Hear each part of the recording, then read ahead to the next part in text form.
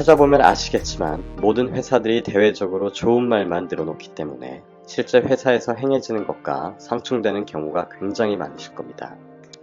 그래서 아래와 같이 내용을 정리해서 팀장, 인사과, 나아가서는 노동청에 제출한다면 회사 측에서는 크게 당황할 것이 분명합니다. 생각해보세요, 여러분. 이 사안은 노동법 위반이고 회사 경영 철학에도 안 맞는 행동입니다. 꼴랑 2달 추가로 무마하기엔 굉장히 큰 이슈라는 것이죠. 심지어는 피해자를 위해주는 척하면서 당신의 약점을 뒤에서 캐고 있는 경우도 있습니다. 업무 태만이라는 부분을 약점으로 잡아서 정당한 해고를 노리는 경우가 이 방식입니다. 그렇기 때문에 틈틈이 본인이 회사를 위해 다 미리 기록해 놓아서 업무 태만이라는 회사의 공격에서 벗어나셔야 나에게 심각한 고통과 질병을 안겨준 회사를 위해 야근 같은 희생을 왜 합니까? 그냥 적당히 주어진 업무만 하시고 증거 수집 그리고 기록 꼼꼼히 하고 계셔주세요. 그러다 보면 나 스스로의 힘이 길러지고 그 힘은 회사뿐 아니라 어디에서 어떠한 상황에서도 여러분을 절대 쓰러지지 않게 해줄 겁니다. 회사 모르게 실익을 챙기세요. 전반적인 그림은 내가 고통받고 힘들어 보이는 모습이겠지만 실익을 통해 당신은 매일매일 회사를 이기고 있는 것입니다.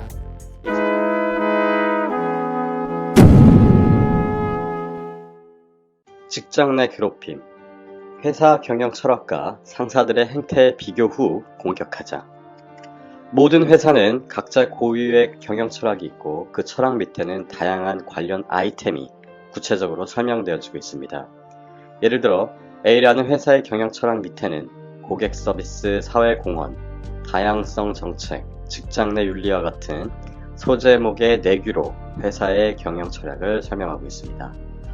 그래서 혹시라도 지금 내가 받고 있는 공격들이 직장 내 따돌림인지 직장 내 괴롭힘인지 확신이 들지 않는다면 저 사규, 내규를 보고 비교 후 판단하면 수월하실 것입니다.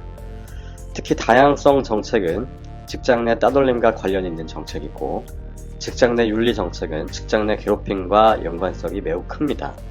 그렇게 대외적으로 자기들의 회사는 직장 내 윤리와 다양성 정책에 굉장히 열려있다고 선언을 해왔기 때문에 피해자가 신고하는 내용에 관련 내용이 들어가 있으면 자기들이 내세운 경영 철학과 실제로 다른 행동을 하는 회사의 이중성이 밝혀지기에 아주 효율적인 신고 내용이 될 수 있는 거죠.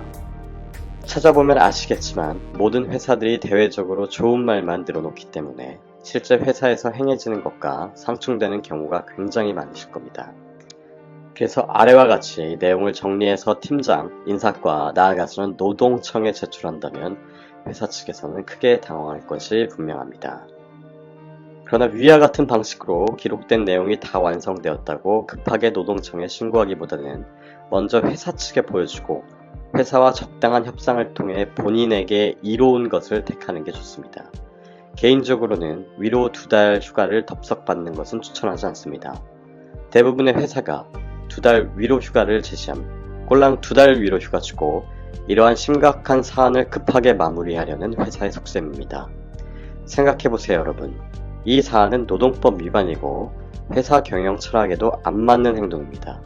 꼴랑 2달 추가로 무마하기엔 굉장히 큰 이슈라는 것이죠. 위의 내용을 제가 제시해드린 예와 같이 꼼꼼히 정리해서 회사 측에 제출하면 반응은 여러 가지로 나뉠 겁니다. 첫 번째 반응은 관련 사항을 큰 이슈로 자각하고 해당 직원을 굉장히 위해줍니다. 그리고 어떻게든 직원의 입장에서 해결을 해주려고 적극 노력을 합니다.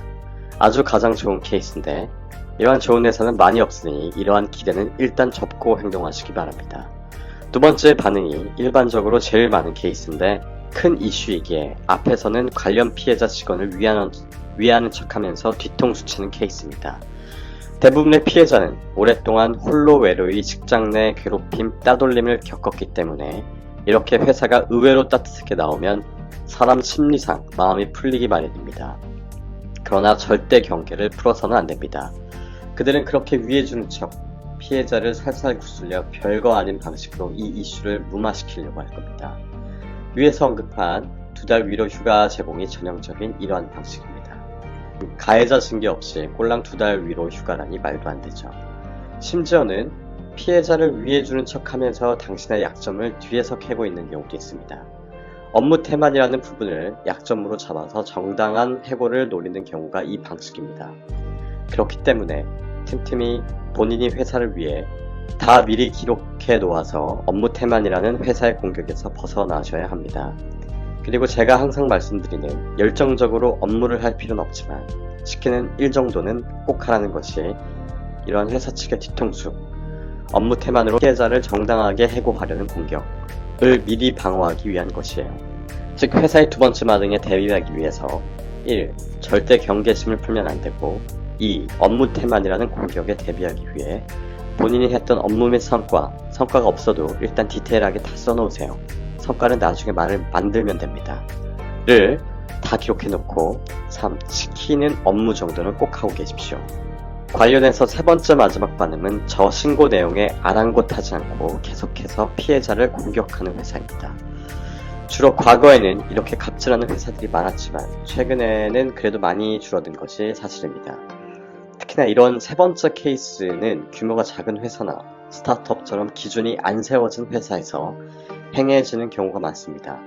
상대적으로 인원도 적고 관련 내규도 없고 하니까 그런 것이죠.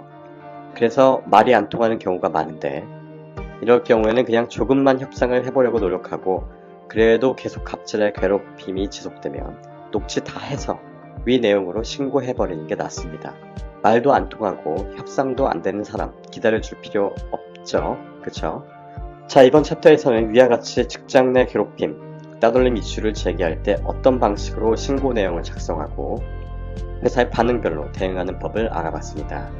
추가적으로 분명 내가 직장 내 괴롭힘 따돌림을 받는 것 같은데 확인할 길이 없을 땐 확인하는 방법도 알아보았죠.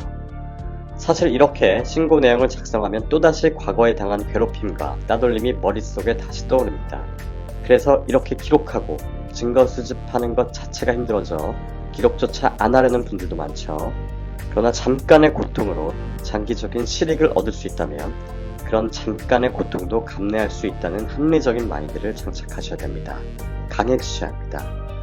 사실 처음이 좀 낯설고 힘들지 자꾸 쓰고 증거 수집하다 보면 금방 또 익숙해져서 마치 데일리 업무처럼 기록하고 작성하는 강해진 본인의 모습을 볼 수 있을 겁니다.